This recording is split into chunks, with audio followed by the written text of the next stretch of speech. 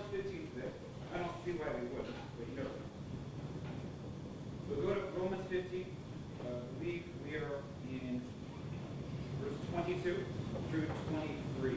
Interesting parts of Romans, and it's interesting because it's very detailed in his plans of action, as far as what his plans are next, where he's going to go, what he wants to do. Although inside this, we do see some really cool doctrine regarding some things. So, again, Romans 15, 22 through 33.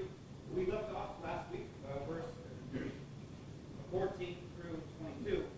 And in 14 through 22, we looked at the behavior of the Christians in Rome. And we saw three things that really made,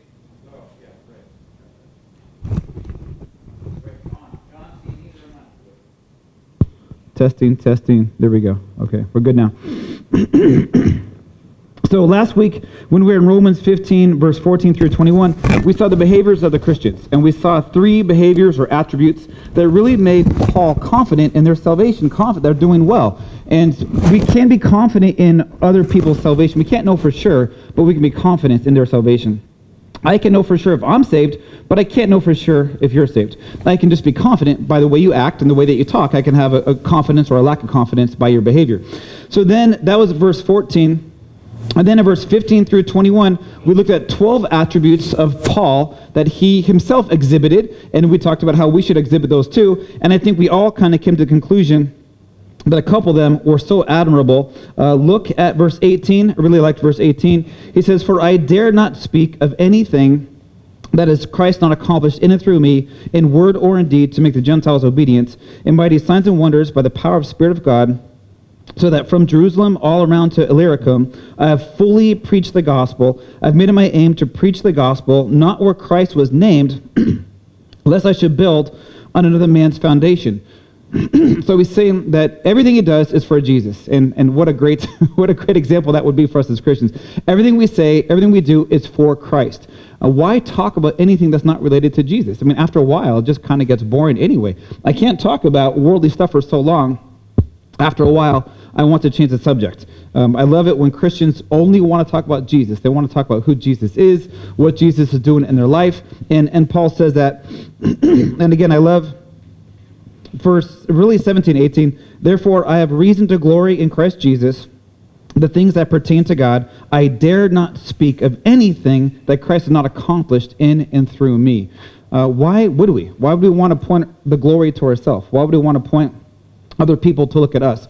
True Christians should have the mindset of John the Baptist. John the Baptist had a great mindset. John had a great ministry that was growing. But when John the Baptist's time came to end, he said, well, now it's about Jesus.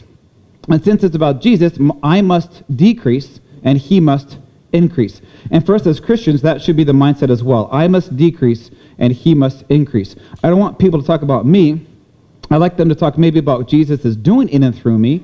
But as Christians, we are to be reflectors. We're to be mirrors. We're just to point people to Jesus. And anytime we're talking about ourselves so much, there's pride in there. Again, I think we talked about last Sunday, Monica's aunt.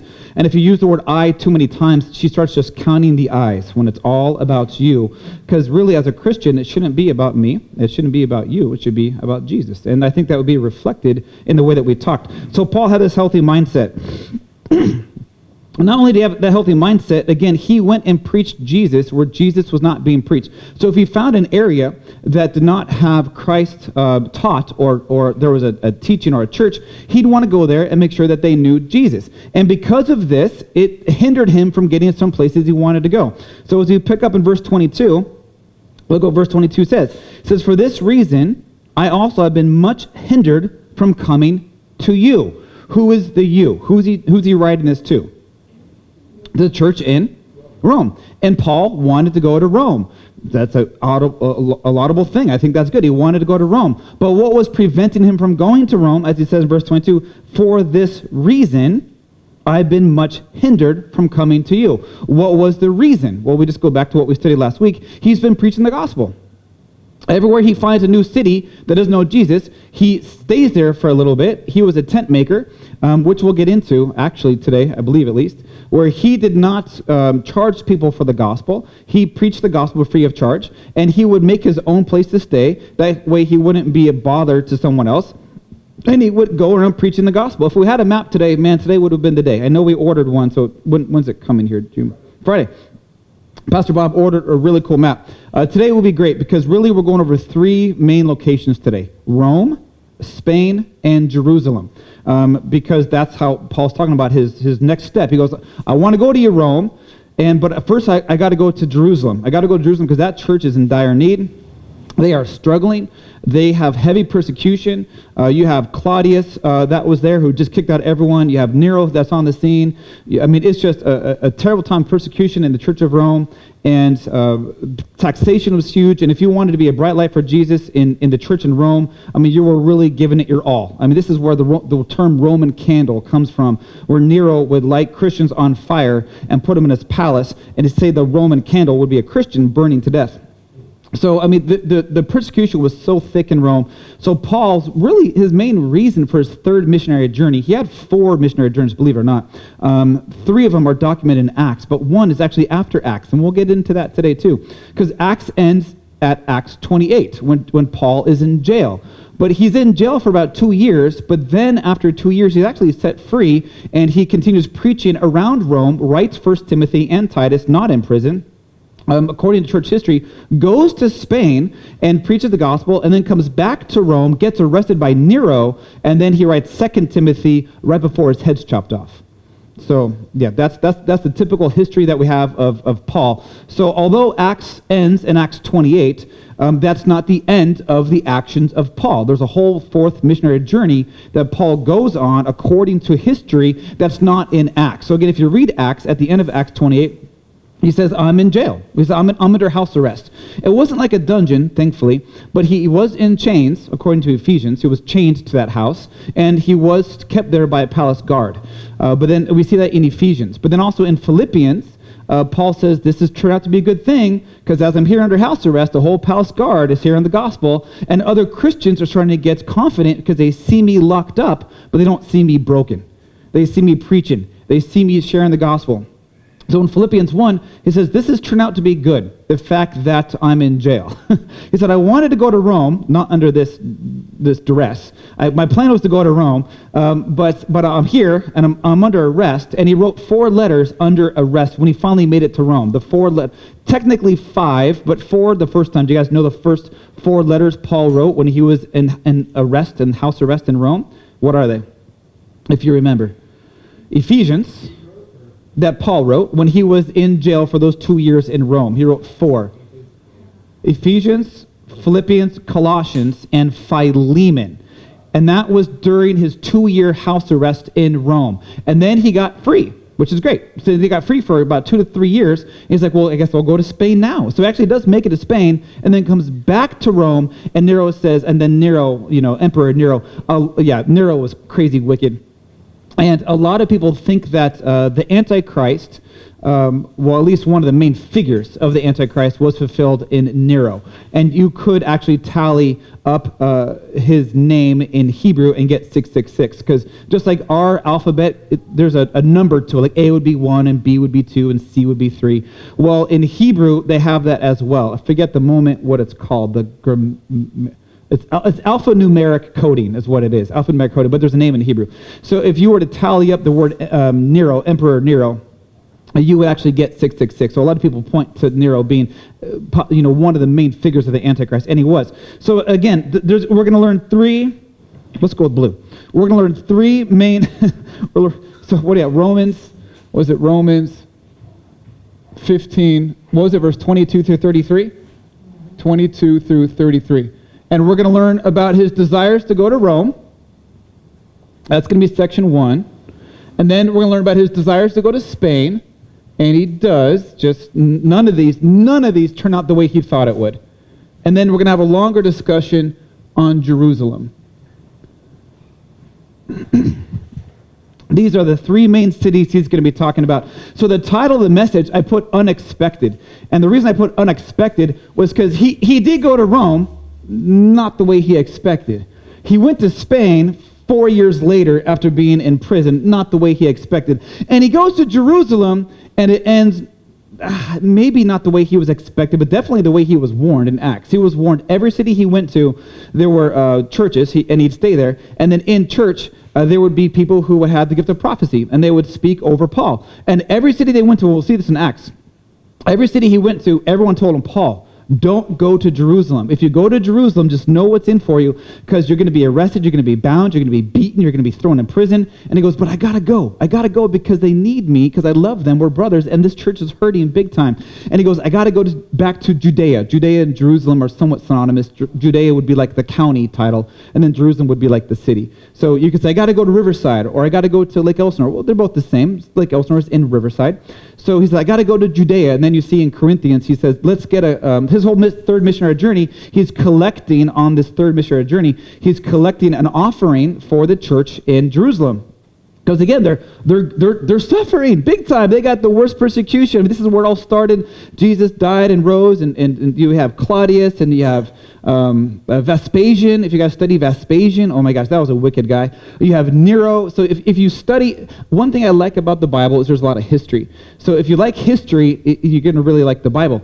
So all the way back from the Babylonians and the Assyrians and the Medo-Persians and the Greco-Roman Empire, and you have the Grecians, Alexander the Great and Herod the Great, and then after Herod the Great, he thought he was the Messiah. Point blank, Herod the Great thought he was the Messiah, rebuilt the temple, called himself the King of the Jews, and then was a wicked man. But there's some interesting parallels between Daniel's prophecy and Herod the Great. It's amazing. So then after, Greek died, you have Rome stepping on the scene. And then when you have Rome had Herod the Great as a leader over Jerusalem. He was Herod the Great wasn't Jewish, but he was from Abraham and Isaac. He was an Edomite. If you remember, the Edomites were the genealogy of Esau. So anyway, Herod the Great, and then Rome said, Herod, you suck, we're taking over. So, and that's really what happened. So they took over, and then when Rome took over, they were just wicked. I mean, they specialized in crucifixion. They specialized in hurting, and they had peace, but they had peace through power. And there's a historical term called the Pax Romana. Anyone here ever heard of the Pax Romana? The Pax Romana means peace through power. It's peace through. Rome was so wicked, they were so powerful, no one dared come against them. So there was peace because everyone was scared to death. So some people say there's a Pax Americana going on now, that America is so powerful that there's a peace, sort of. But Pax Romana, it's a good term, and it just means Rome was so wicked, so powerful, no one dared to come against them, because if you came against them, you got crucified, or you got sent to one of 3 islands to be in jail. One of those islands was Patmos. And that's where that's where John ended up going. It's the island of Patmos. That's one of 3 Alcatrazes, if you will, that they had. It really wasn't as bad as Alcatraz, because it was a city. You weren't really like in jail, but you couldn't get off the island. You were stuck there. So there was like 20,000 people in Patmos when Paul was there, just to give you an idea. Not Paul, when John was there. So that's what we're going to study today. Rome, Spain, and Jerusalem. I think Jerusalem's going to get the most of our discussion. Spain, we're going to see it in Scripture, but we're going to talk about biblical history, because Acts ends at Acts 28, but that's not the end of Acts. There's still actions that go on. So I'm going to share with you guys some biblical history that's after Acts, but it's not in Acts. So take it for what you want if you don't think it's doctrine, because it's not in the Bible, but it is agreed upon history for the church. So verse 22 says, for this reason I also have been much hindered by coming to you from now. So he says, I want to go to Rome, but one problem with Rome is I've been hindered. He's been hindered because he has been preaching the gospel. He says, I would have got to you a lot earlier, but I've been preaching, not only preaching where Christ was unnamed. And I think about that word hindered for a little bit. There's a lot of things that I'm hindered from doing for the sake of the gospel. Right? We should live sacrificially as Christians. Paul wanted to go to Rome. Nothing wrong with going to Rome. But he needed to preach the gospel where he was. And us as Christians, we need to learn 100% how to live sacrificially. And I think that teaches us this, a little hidden, but it's in here, sacrificial living. There's a lot of things that we can do. But if you're really serving, because he wanted to go to Rome, which was a good thing, but he couldn't because he's been preaching the gospel at places unpreached. He has to go to Jerusalem, and in Judea, he's going back into lines, he just left there, and he's and if you look at when Paul wrote Romans, where was he? If you guys, I know that's kind of a tricky, hard question, but we talked about it. Where did Paul write Romans? Yeah, good job. Corinth. He was in Corinth. He was in Corinth when he wrote that. Now, if you know your map, he could have easily just gone, because he's in Corinth. Corinth is just south of Athens, Greece, just across the Aegean Sea. So if he wanted to go to Rome, he just has to go one more sea over. He has to pass the Adriatic Sea, and he's right there. But no, because of his love for Jerusalem, he goes all the way back across the Mediterranean Sea, back to Jerusalem, which was far from where he wanted to go. Like, it's honestly, he was so close. He's like, I'm so close to you guys, but I got to go to Rome. Because his plan, he says, I plan to go to Rome. I plan to go to Spain, but I need to go to Jerusalem. So he was just so close. I think the temptation had to have been so real for him, being just south of Athens, Greece, in Corinth, knowing he can just take one boat ride over the Adriatic Sea and get to Rome, and then take one more boat over to Spain. It seems like that would make the most sense.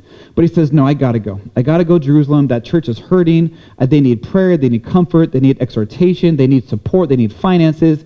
And then the whole, missionary team was like, Paul, you're crazy. We're so close. We're so close to Rome. We're one boat ride over, just one tiny little sea. He goes, I know, but the church is struggling there. And then what dedication, what love to say, man, I'm going to go back to Jerusalem, where his life was in jeopardy. And if you guys remember, when he finally does go to Jerusalem, oh man, he tries to go in peace, right? He tries to go to the temple, says, hey man, I'm not against you guys. Jesus is the fulfillment. He is the fulfilled Messiah of the law of Moses. I'm not against Moses. He walks right into the temple, and as soon as they realize that's Paul, fight breaks out. Then they drag him outside, and then it just goes from bad to worse, and his life is on thin ice ever since.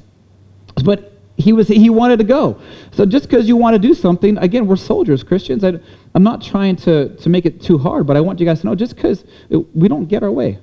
Sometimes we're not going to get our way. He wanted to go to Rome. He was so close. And he says, just because he wanted to, that didn't count. What do you have to do? So whenever I see someone throw a temper tantrum, and I'm not trying to belittle anyone's Christianity at all, but when I see someone throw a temper tantrum, admit it. You didn't get what you wanted. Because you didn't get what you wanted. You didn't get what you wanted, and because you didn't get what you wanted, you're going to throw a big fit. Well, I love what Paul wrote in Philippians 4, which was one of his prison epistles. He wrote this in Rome under, jail. And in Philippians 4, I know we all love Philippians 4:13, because that's the one that entices us and excites us. And I'm sure you guys could quote Philippians 4:13. What does it say, Christian? Philippians 4:13. Oh, it's such a great verse. But then it's 10 times more powerful when we understand where he wrote that, in jail. And then we also understand the context of that verse. Because 2 to 3 verses prior and up to verse 13, before 13 is 12. That's right, yes, that's right. So verse 13 is great, but so is 11 and 12. And in 11 and 12, he says, listen, Christians, I've learned how to live when I have. I've learned to live when I have not. I've learned to live when I'm full. I've learned to live when I'm hungry. I've learned to live when I'm free. I've learned to live when I'm in jail. I've learned that I can get through all things, for it's Christ who strengthens me. So it's not a verse that I can do anything. It's really a verse that says I can get through anything the devil throws at me. And that's the proper exegesis of that verse. But a lot of people use it like, I can do anything. No, you can get through anything. Whatever the devil throws at you, no matter the trial, temptation you face, you can get through this with joy. You can get through this if your eyes are on Jesus. So a lot is taught here, I think, at least to me, when he says that I've wanted to come to you, but have been hindered. Hindered because he's so busy preaching the gospel. Hindered because he's so busy preaching where Jesus isn't preached. Busy or hindered because he's been living sacrificially. Now verse 23, but now no longer having a place in these parts. Teardrop falls. Where was he again when he wrote this? Corinth. Yeah, he was in Corinth. And now he says, now I just don't have a home here anymore. Now here isn't home. According to Acts, it seemed that he was there in his third missionary journey in Corinth for about 3 months. And anyone who's read 1 Corinthians knows he had to really rebuke the city of Corinth for their poor behavior. And then anyone who's read 2 Corinthians realizes he's still rebuking them. Corinth was a city that was struggling and a church that was struggling. All the churches were struggling. Jerusalem was struggling because of persecution and poverty and taxation. Corinth was struggling the opposite. They were so rich that they weren't sharing, they were getting drunk, they were getting full, they weren't really living sacrificially at all. In fact, in 2 Corinthians, Paul says, I'm writing to you because I'm going to see you and how embarrassed I'm going to be because I've been boasting of how awesome you guys are. And if I see you the way that I saw you last time, oh my gosh, I'm going to send Timothy and Titus to you prior to make sure your stuff is straight so that I'm not embarrassed when I come to you. So he says, but now there isn't a home for me here anymore in Corinth. I don't know entirely what he meant by that other than his season to come to an end. He was in Corinth the second time now for 3 months in this third missionary journey, 3 months in Corinth. It says, I got to go. My time, I'm leaving here anyway. My time here in Corinth has come to an end, and I'm planning to go to see you guys on my way to Spain. I got to go to Jerusalem first, but either way, I know my time has ended here in Corinth. Christian, we can't forget there's seasons in life. There's just seasons. And you know, his season, I did notice green did not come up very well on well, all right. Seasons in life. And of course, we have Ecclesiastes 3. I think it's Ecclesiastes 3, where Solomon wrote, to everything there's a season. It's a time to plant, time to uproot, a time for life and a time for death. There's seasons. He goes, I've been here for 3 months, but my season's coming to an end. And this isn't my home now. And I love when he says that too, because Peter says in 1 Peter 2, I think it's 11. Pretty sure it's 11. And 1 Peter 2:11, Peter says, we're sojourners. We're all pilgrims. This is not our home. A very dangerous thing occurs when the Christian plants roots deep. And you say, this is my home. Well, this is your home for a season. How long that season is, I don't know. Right now, this is my home for a season. How long? I don't know. I'm going to live day by day and make sure that I'm seeking God in every moment and every day. But everything is a season, and there comes to a point where you start to feel like this isn't my home anymore. Ronnie sent us elders a text message a little while ago, and it was shocking a little bit, but he's been talking that the Lord might move him out of the area. And I've known Ronnie for 20 years. That's how long I've known Ryan, 20 years. And we've been serving Jesus faithfully ever since. And he's been telling me that there's a possibility that God's going to take him somewhere. And then that's been confirmed now, that he feels the Lord's taking him to Texas. So he's going to Texas. But we need to be in prayer to know when these seasons are happening. Because sometimes you might be living in a home or in a city or in a place, and that's not where God wants you to be. So you need to know that by prayer. You need to be praying every day. And then when you're abiding in Christ, you have the love, the joy, the peace, the gentleness, the strength, and the temperance and the comfort of the Holy Spirit. You know that you are where God wants you to be. And when you begin to lose the love, the joy, the peace, the comfort, God might be moving you on. Another way God might be moving you on is he's making life difficult for you. Doors are shutting left and right, and you have to kick all the doors open. So not saying Christianity is going to be easy, and everywhere you go, like the red carpet rolls out. Come on, Christian. You still got to fight for what is right. But you need to have that wisdom when you're fighting against God and when you're fighting against the things of this world. We're always going to be fighting against things of the world, no doubt. But you never want to fight against God. And you need to really stay in the Spirit and stay in prayer to know when God is moving you on. And it gets tricky because, you can be in a house or a city where God doesn't want you to be, and you're struggling, and there's no peace, there's no joy, you're not plugged into a